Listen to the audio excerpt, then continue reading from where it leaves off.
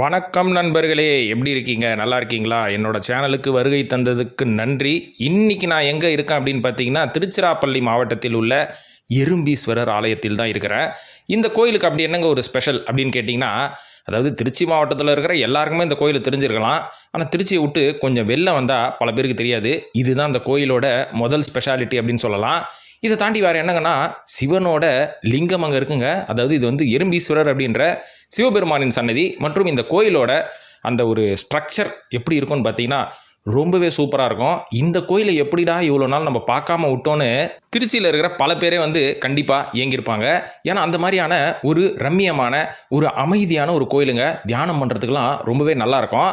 இப்போ இந்த கோயிலை பற்றி பேசுவோம். அதாவது இந்த கோயிலுக்கு வந்து நான் வந்து திருச்சிக்கு ஒரு ட்ரிப்பு போயிருக்கிறப்போ நம்ம நண்பர் ஒருத்தர் சொன்னார், இந்த மாதிரி எறும்பீஸ்வரர் ஆலயம் ரொம்ப ஃபேமஸுப்பா, ரொம்ப நல்லாயிருக்கும், ஒரு சின்ன மலைக்கோயில் அப்படின்ற மாதிரி சொன்னார்.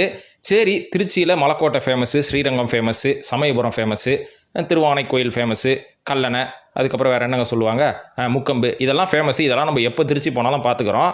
இந்த எறும்பீஸ்வரர் ஆலயத்தை நம்ம பார்த்ததே இல்லையே, போய் பார்த்துருவோம் அப்படின்னு சொல்லிட்டு கிளம்புனேன்.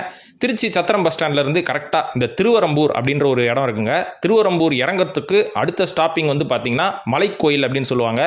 நீங்கள் எறும்பீஸ்வரர்னு கேட்டிங்கன்னா அங்கே இருக்கிறவங்களே கன்ஃபியூஸ் ஆகிடுவாங்க, இப்படி ஒரு கோயில் இருக்கா அப்படின்ட்டு. அதனால் மலைக்கோயில்னு சொன்னால் தான் பல பேருக்கு தெரியும்.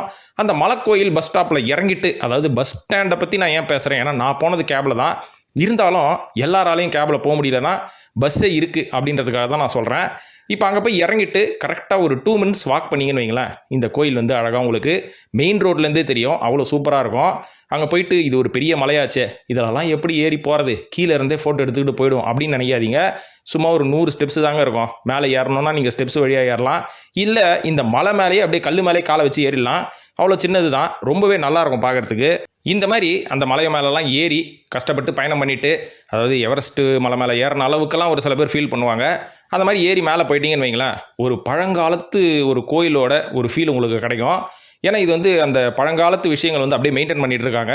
புதுப்பிக்கணும்னு சொல்லிட்டு கலர் கலராக பெயிண்ட் அடித்து கலர் கலராக லைட்டெல்லாம் போடலை, அப்படியே அந்த பழங்காலத்து விஷயங்கள் அப்படியே மெயின்டைன் பண்ணுறாங்க. அதுதான் இந்த கோயிலோட மிக சிறப்பு அப்படின்னு சொல்லலாம். ஏன்னா இப்போ தான் சிட்டியில் இருக்கிற கோயிலுக்கு ஃபுல்லாக கலர் கலராக பெயிண்ட் அடித்து கமர்ஷியல் ஆகிட்டாங்க இல்லைங்களா. அந்த விஷயம் இங்கே நடக்கலைன்றது எனக்கு ரொம்ப சந்தோஷத்தை கொடுத்தது. அதுக்கப்புறம் உள்ளே போனீங்கன்னா ஒரு சின்ன சிவன் சந்நிதி தான். அதாவது ஒரு சில டைமில் கரண்ட் இல்லைன்னா கண்டிப்பாக அது உள்ள இருட்டில் போயிட்டு அங்கே இருக்கிற தூணில் முட்டிப்பீங்க. அதனால் கரண்ட் இருக்கும் போது போங்க. கரண்ட் இல்லை அப்படின்னு சொன்னாங்கன்னா வெயிட் பண்ணுங்கள். வரவே வராதுன்னாங்கன்னா மொபைலில் இருக்கிற லைட் அடித்து உள்ளே போங்க. இல்லைன்னா அங்கே இருக்கிற கல்லால் செய்யப்பட்ட செதுக்கப்பட்ட அந்த ஒரு தூணில் இடிச்சுப்பீங்க. நானே இடிச்சுக்கிட்டேன், அதனால தான் சொல்கிறேன். ஸோ உள்ளே போனீங்கன்னா அழகாக வந்து சிவனோட அந்த லிங்கம் இருக்கும். கொஞ்சம் சாஞ்சா மாதிரி இருக்குங்க, அது ஏன்னு தெரியல. அந்த வரலாறை வந்து நான் கொஞ்சம் படிக்கணும், மற்றும் அங்கே இருக்கிற ஆளுங்கிட்ட கேட்கணும். ஆனால் நான் போன டைமில் மக்கள் கூட்டமே ரொம்ப கம்மியாக இருந்தது. ஏன்னா கோயிலுக்கு வந்து விசேஷ நாட்களில் வந்து கூட்டம் வருமே தவிர மற்ற நாட்களில் வந்து கூட்டம் வந்து ரொம்ப கம்மியாக தான் வரும். அதனால் நீங்கள் விசேஷ நாட்களில் போனாலும் சரி, இல்லை மக்கள் இருக்கும்போது போனாலும் சரி, அங்கே வந்து உங்களுக்கு ரொம்ப ஸ்பேஷியஸான ஒரு இடம், ரொம்பவே நல்லாயிருக்கும். இதில் சிறப்பு என்னென்னா, இப்போ நீங்கள் பார்த்துட்ருக்கீங்க பார்த்தீங்களா, ஒரு பால்கனி மாதிரி விஷயம். இங்கேருந்து பார்த்தா மலைக்கோட்டை தெரியும். அப்போனா பார்த்துக்கோங்க, அதாவது இந்த கோயிலுக்கும் மலைக்கோட்டைக்கும் கிட்டத்தட்ட ஒரு 12 கிலோமீட்டர் டிஸ்டன்ஸ் இருக்கும். இருந்தாலும் இங்கேருந்து பார்த்தா மலைக்கோட்டை தெரியுது. எனக்கு ஆச்சரியமாக இருந்தது, ஏன்னா நான் திருச்சிக்கு புதுசு. பாருங்கள், இப்போ நீங்கள் பார்க்கும்போது எவ்வளோ ஸ்பேஷியஸாக இருக்குது பார்த்தீங்களா, ரொம்பவே நல்லா இருக்குங்க. ஈவினிங் டைமில் போங்க, காலையில் போனால் கொஞ்சம் வெயில் ஜாஸ்தி, அதுவும் இப்போ இருக்கிற டைமில் போனால் வெயில் ரொம்ப ரொம்ப பிச்சு அடிக்கும். நான் போனது ஒரு 4 மணி, அதனால் பார்க்குறதுக்கு ரொம்ப நல்லா இருந்தது. நீங்கள் போயிட்டு கரெக்டாக திருவெம்பூரில் இறங்கிட்டு இந்த கோயிலுக்கு போங்க.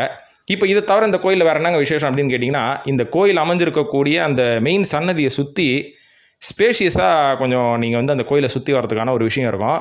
அங்கே போகும்போது கார்டன் மாதிரி அழகாக இன்னும் நல்லா மெயின்டைன் பண்ணுறாங்க. போனீங்கனாலே உங்களுக்கு அவ்வளோ அற்புதமாக இருக்கும். அதாவது திருச்சியில் வந்து நீங்கள் ஸ்ரீரங்கம் கோயிலுக்கு போயிருப்பீங்க. அந்த ஸ்ரீரங்கம் கோயிலோட சன்னதியை தாண்டினதுக்கப்புறம் அந்த கோயிலை சுற்றி வரும்போது ஒரு கார்டன் மாதிரி அவங்க ஒரு செட்டப் பண்ணியிருப்பாங்க.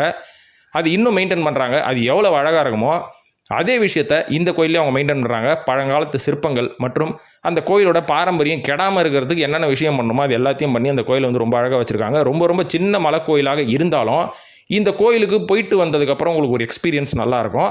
இதை பர்சனலாக நானே உணர்ந்தேன் அப்படின்னு நம்ம சொல்லலாம். ரெண்டாவது, இந்த திருவரம்பூர் அப்படின்ற ஏரியா திருச்சியை சுற்றி இருக்கிறது வந்து ரொம்பவே ஒரு அழகான இடங்க. இப்போ நீங்கள் சத்திரம் பஸ் ஸ்டாண்டு மற்றும் இந்த ஜங்ஷன், இந்த இடத்துக்குலாம் போனீங்கன்னா எவ்வளோ கமர்ஷியலாக, அதுக்கப்புறம் எவ்வளோ பிஸியாக இருக்கோ அது எதுவுமே இங்கே இருக்காது. அதுதான் இந்த இடத்தோட சிறப்பு அப்படின்னு நம்ம கூட சொல்லலாம். அதனால் நான் உங்களுக்கு என்ன அட்வைஸ் பண்ணுவேன் அப்படின்னு கேட்டிங்கன்னா, திருச்சிக்கு எப்போ நீங்கள் ட்ராவல் பண்ணுறதா இருந்தாலும் இந்த கோயிலை மறக்காமல் போய் பாருங்கள். கரெக்டாக சத்திரம் பஸ் ஸ்டாண்ட்லேருந்து 10 கிலோமீட்டரு, ஜங்ஷன்லேருந்து எவ்வளோன்னு தெரியல, கூகுள் மேப் போட்டு பாருங்கள். போயிட்டு திருவரம்பூரில் இறங்கி மலை கோயில்னு எங்கேயாவது கேட்டு அப்படியே நடந்து போங்க. ரொம்பவே ஈவினிங் ரொம்ப சூப்பராக இருக்கும். அதனால் திருச்சிக்கு போனால் இந்த கோயிலை மறக்காமல் போய் பாருங்கள். இப்போ இதோட நான் பேச்சை குறைச்சிக்கிறேன். இந்த எண்டிங் வீடியோ பாருங்கள், ரொம்பவே இன்ட்ரெஸ்டிங்காக இருக்கும். இதெல்லாம் தாங்க இந்த கோயிலோட அவுட்லைன், அதாவது மலைக்கு மேலே இருக்கிற விஷயம். இந்த மாதிரியான அழகான பூக்கள்லாம் இருந்தது, அதெல்லாம் பறிக்க தான் முடியல. இருந்தாலும் நான் ஒரு 2 ஹவர்ஸ் அந்த கோயிலில் ஸ்பெண்ட் பண்ணி நல்லா காற்று வந்தது, நல்லா ஜாலியாக இருந்துட்டு நல்லா சாமி கும்பிட்டுட்டு பக்தி மயமாக நான் திரும்பி வந்துட்டேன். நீங்களும் போய் அந்த பக்தியை உணருங்கள். நன்றி.